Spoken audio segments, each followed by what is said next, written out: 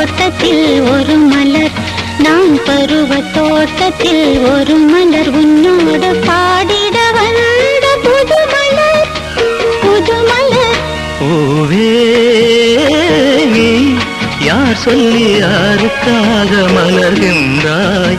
இவள் பருவ தோட்டத்தில் ஒரு மலர், இவள் பருவ தோட்டத்தில் ஒரு மலர், உன்னோடு பாடிட வந்த புது மலர்.